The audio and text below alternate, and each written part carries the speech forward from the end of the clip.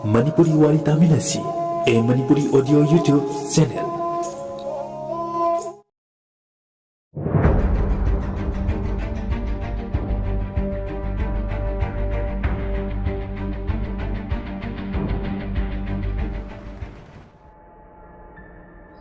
Ngarang hainakibagi matung inna Yaisenbi amadi Tanu college ta laklame.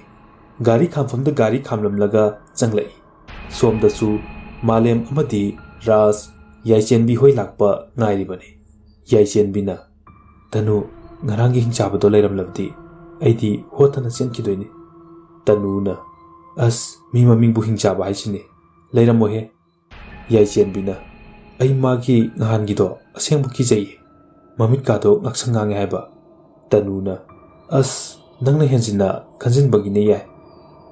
Rasna bai adala edu Malem ngasidi hanaga manade maithongdu imak maksile Malem Yaisenbibu haifetamak yenglaga toi Rasna nupanangbu kaidorage Malemna bai ai magi masakse amukta uzage khana lakpane ai ngasidi thaba khara lei Anidu wari sanaraga nok noktana lakpana Malemga Raska makhoi ani laifamda yorai Tanuna classe loipaga salasiko Yaisenbina Yaisenbi mamai haifet leithok lubda Malem leirambaduda Yaisenbina hoima hingchaba asi hairaga college gate lomda hallaga chenki Tanusu Ras amadi Malemda haifet yenglamlaga Yaisenbibu tanaki Ras kanna noglei ha kariba hingchaba haisine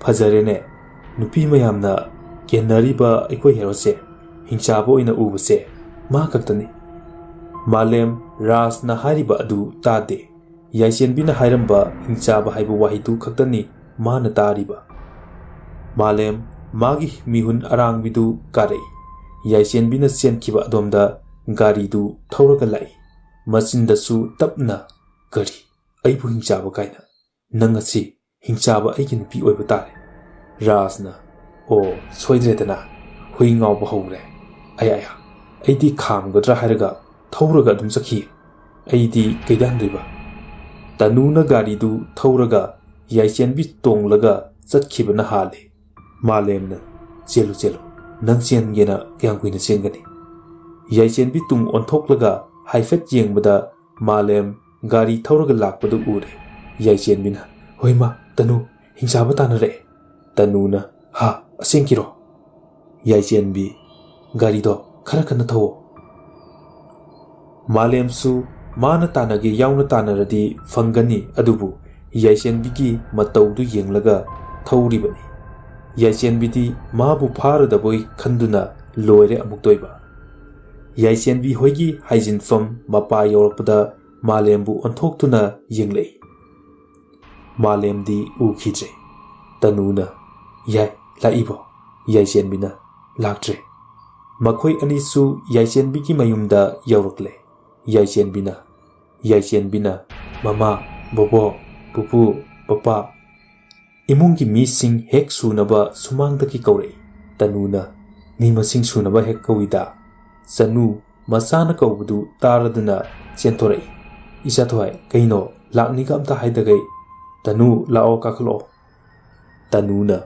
mamanung sibi udaba koire bobokoi pupuhoidi Sanuna bobokti thabak ama sakhi pupudi leye lao changlo Yaisenbina mama ikhoi college ta hingchaba ama leingo Sanuna kaino ne college ta hingchaba ama lei hairisibo Tanuna mama phagi tawrini mana yai nangka doina potharasilo Yaisenbi makhoi animak magi rumda changlai aduga bed tuda animak hippi Tanuna nangbu ngawbro mama da hairidubo Yaisenbina kaidoge bai adubo Sanuna se haimahi se thakchellu aduga potharo ngasidi halanu haying oina chaloko Yaisenbi amadi Tanuna hoi mama Sanuna mama thabak khara losilukige Tomthinna ibungo changlukise Malemna babung yarani aise sarage thabak khara sulehowe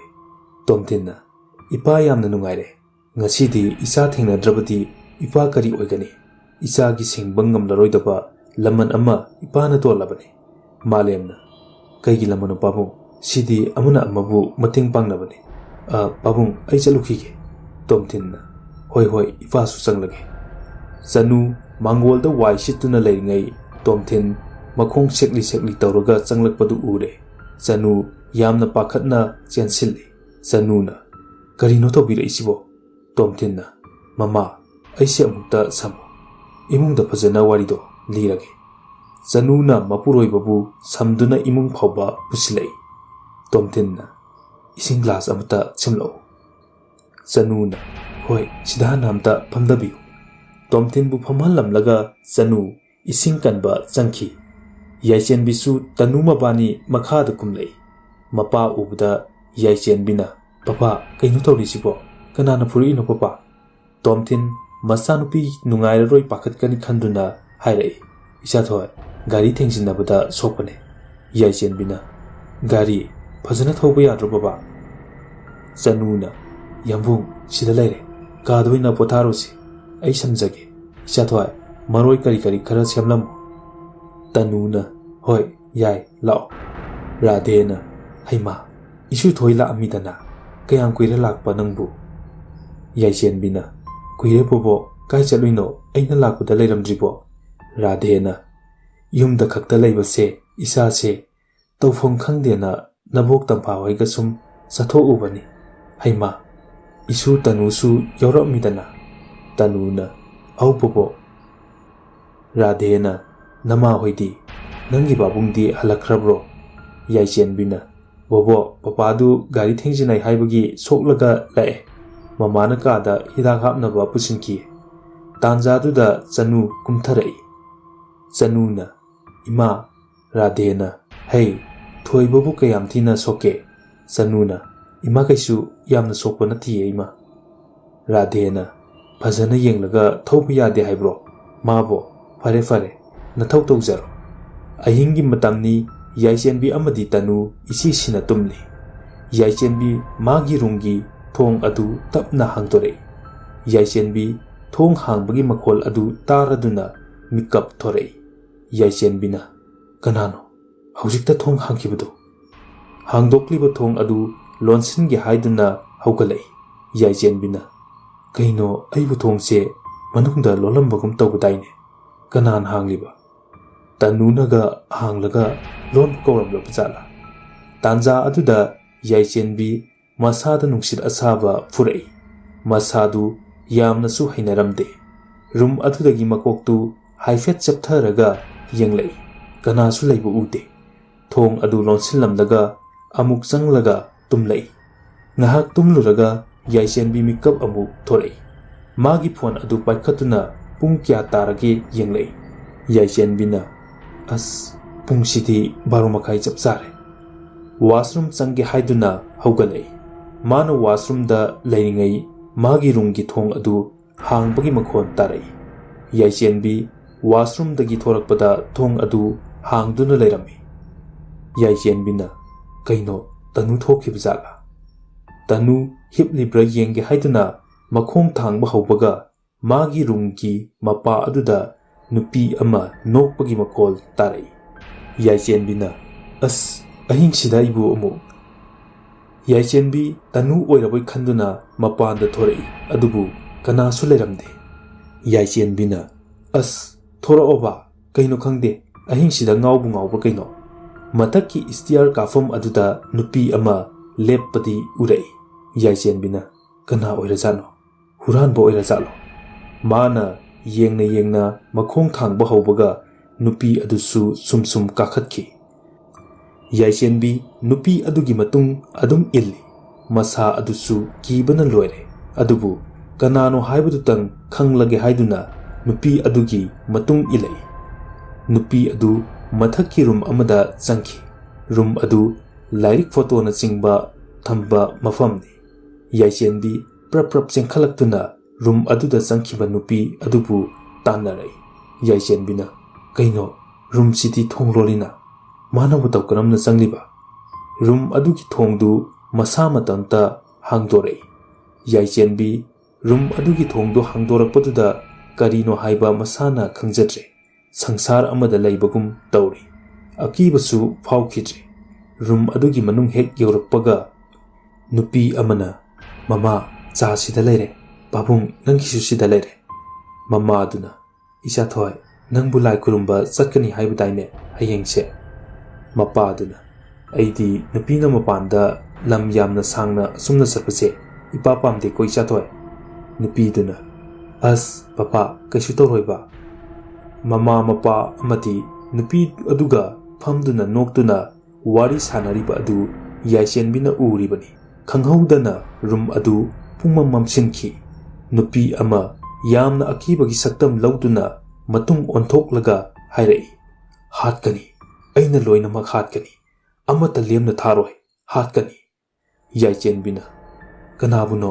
nangna hatkadoriba kananu nangna kari maramgi nangna aibu asuk yamna otlibano nupi adu khumdi khumde maning halaga yaichenbi manak tamna changsilai yaichenbi chenge tawbaga thong adu matomta thingjinki yaichenbi lawgi tawbusu makhon adu fajinkhibagum tawre mapisu tap tap tarakli nupi adusu magi manak asum asum naksilai tanjatuda tanusu mikap thorakpada yaichenbi leiramdabdu ubada ingangai magi phone duda pung kya tarage haina yenglakpada nongalamdai pung mari makhai tarami makhada mi langbagi makhol tarai tanuna kaya da phatriba nupino aiga se haudo omdeba tanu mamai mamit taba loiraga makhada kumlai chanuna tanu kumakpa ubada haima tanu haugatlabo aikhoi amadadi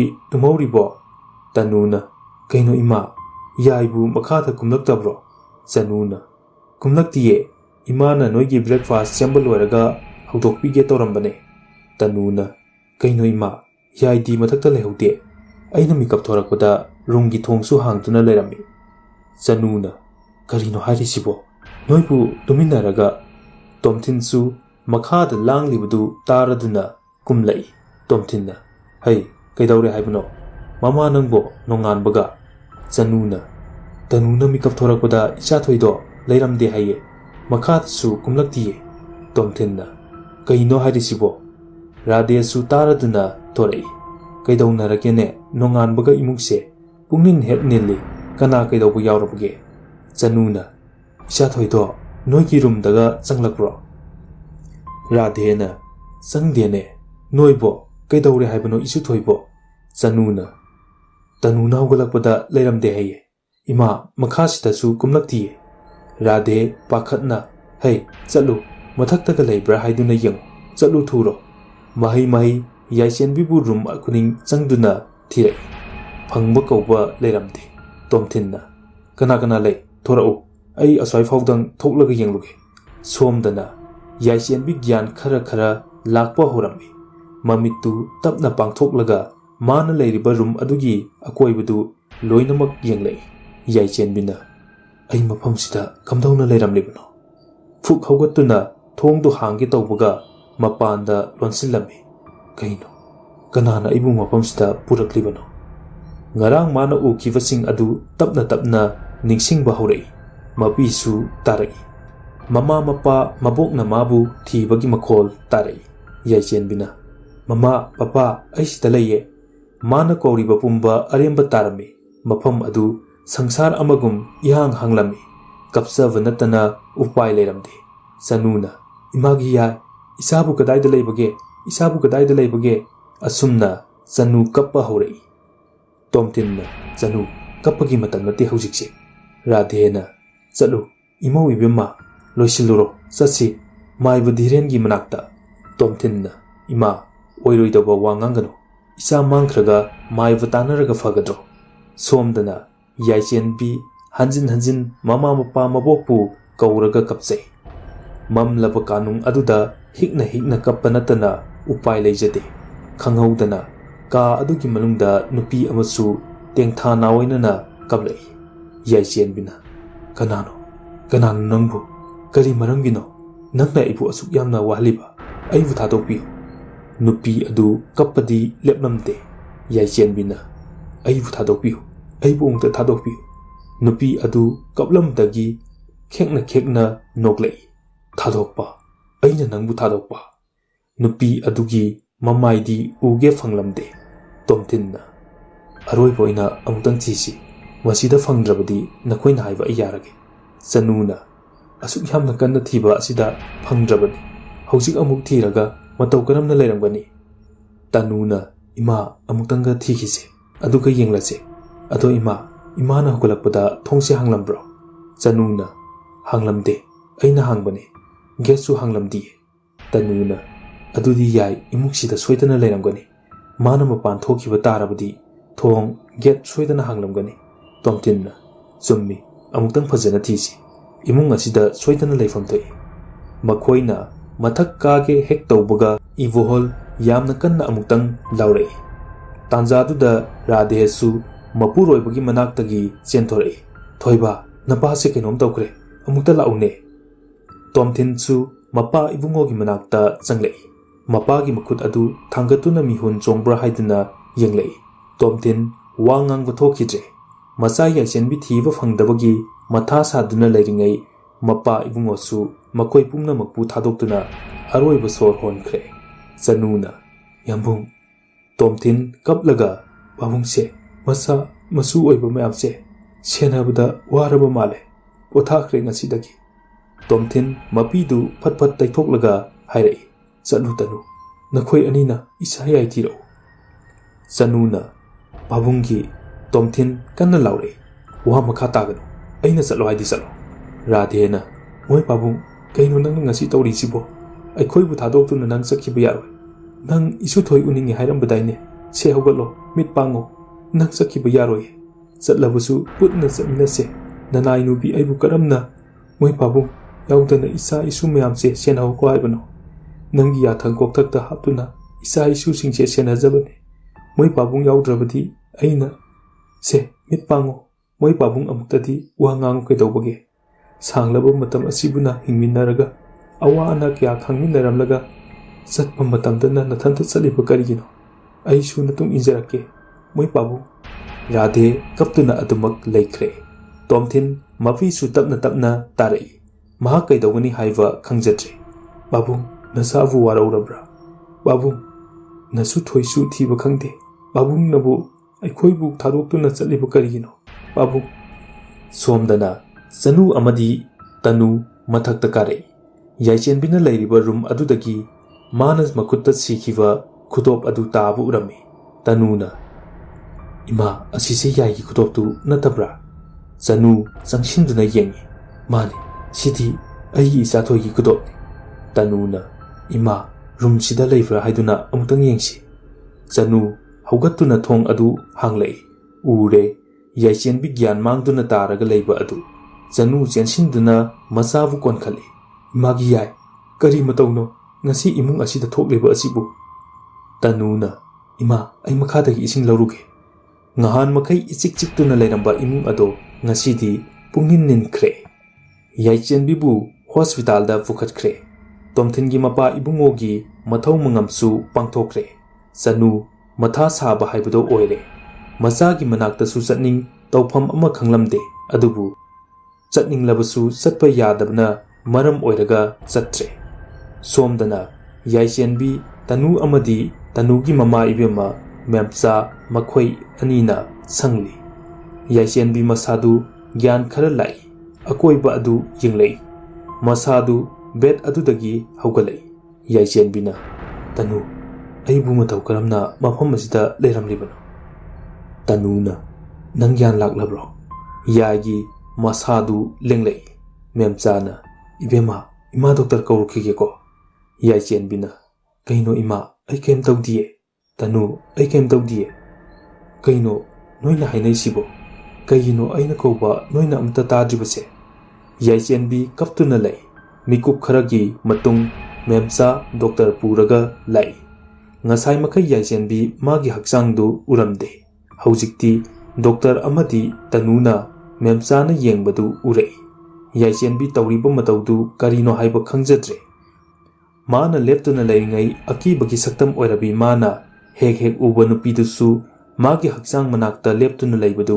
Orai याइचेनबिना हंदोओ नंग कैगिनो नंगना मफम असिदा थवाई अदु याइचेनबिगी हक्चांगदा चंगखिरमी थवाई अदुना चंगखिबगा याइचेनबि मसादु लेंगबा हौरई सोमदना याइचेनबिगी थवाई अदु यामना वाना खांगली मेमचाना मसासे लेंगबा हौरई याइचेनबिना कोक्से यामना चिए युमदा चलसे तनुना नसाकंदना कमाइना चतोइनो याइचेनबिना ऐ मफमसे यामना हिनदेबा युमदा ओइना चलसेबा तनुना याय पुपुसु लेखिचे याइचेनबिना नोफेट तौरगा अदु कैदौरगे मसागी सिबै मतम यौरपगिनी असुमना तपना हरे तनुना canoe हाइदुबो नंगबो पुपु उद्रदी लेंगमतदाइने नंगबो सोमदा याइचेनबिगी थवाई अदु ngangnaribasing adu taribani kari aigi pupubo